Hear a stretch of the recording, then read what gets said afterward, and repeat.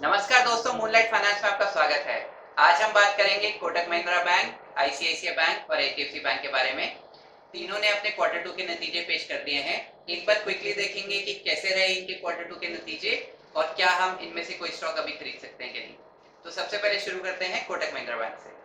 तो कोटक महिंद्रा बैंक में जो एक क्वेश्चन मार्क लगा हुआ था कि कौन होगा सीईओ एंड एमडी, वो सॉल्व हो गया है। मिस्टर अशोक वासवानी जी को नियुक्त किया गया है एज सीईओ एंड एमडी। तो एग्जिस्टिंग कोटक महिंद्रा के मैनेजमेंट से किसी को ये पोजीशन नहीं दी गई है, एक्सटर्नल हायरिंग करी गई है। मिस्टर अशोक वासवानी का एक्सपीरियंस बहुत ही अच्छा है, जस्ट दैट कि उनका एक्सपीरियंस एज एमएनसी बैंकर रहा है। तो ये देखना होगा कि उनका थॉट प्रोसेस कैसे मैच करता है और जो लेगेसी मिस्टर उदय कोटक छोड़ के गए हैं, क्या वो उसको उसी स्पीड से, उसी ग्रोथ से आगे बढ़ा सकते हैं कि नहीं। तो ये आने वाले समय में हमें देखना होगा। Q2 के नंबर्स की जहाँ तक बात है वो अच्छे रहे हैं, बेटर देन एस्टिमेट्स रहे हैं। लोन ग्रोथ अगर आप देखें तो 18.45% बढ़ी है ईयर ऑन ईयर, 6% बढ़ी है quarter on quarter. Deposit growth भी काफ़ी रोबस्ट रही है, 23.3% बढ़ी है ईयर ऑन ईयर, 3.8% बढ़ी है क्वार्टर ऑन क्वार्टर। एनआईआई की ग्रोथ रही है 23% ईयर ऑन ईयर, पैट की ग्रोथ रही है 24% year on year. Kasa ratio contract हुआ है, निम भी कॉन्ट्रैक्ट हुआ है, बट एसेट क्वालिटी इंप्रूव हुई है। स्टॉक ने काफी लंबे समय से अंडर परफॉर्म किया है। वैल्यूएशन इसकी हिस्टोरिक वैल्यूएशन से कम है, लेकिन अभी भी एचडीएफसी बैंक और आईसीआईसीआई बैंक से ज्यादा है। तो हिस्टोरिकली कोटक महिंद्रा बैंक को प्रीमियम वैल्यूएशन मिली है क्योंकि उसकी ग्रोथ भी बेटर रही है। तो अभी ये देखना होगा कि न्यू सीईओ एंड एमडी के नेतृत्व में क्या उसी तरह की ग्रोथ लेवल्स पे कोटक महिंद्रा बैंक वापस आ सकता है। अगर आ जाएगा तो फिर से इसको प्रीमियम वैल्यूएशन मिल सकती है।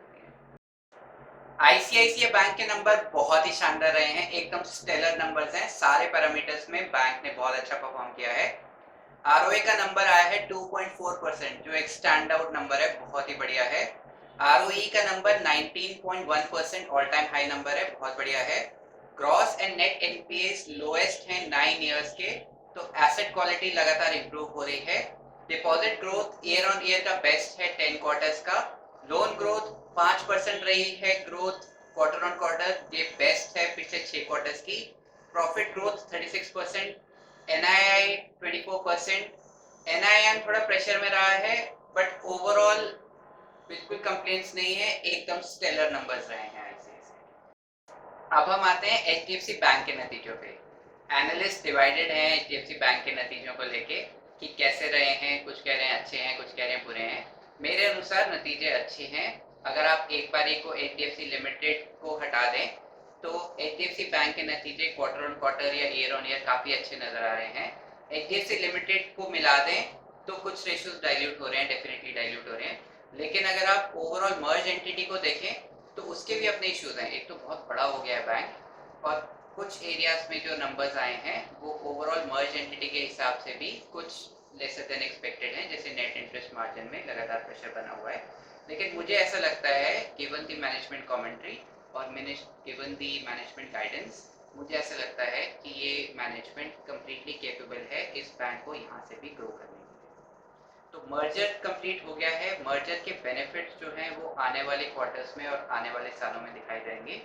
जैसे डीपर पेनिट्रेशन हो गया, अब आपके पास ब्रांचेस बढ़ गई हैं एचडीएफसी बैंक और एचडीएफसी के मिला के, तो आप इजीली कस्टमर को रीच आउट कर सकते हो। कस्टमर बेस काफ़ी बढ़ गया है, तो इससे आपके पास क्रॉस सेल अपॉर्चुनिटीज़ बढ़ जाती हैं।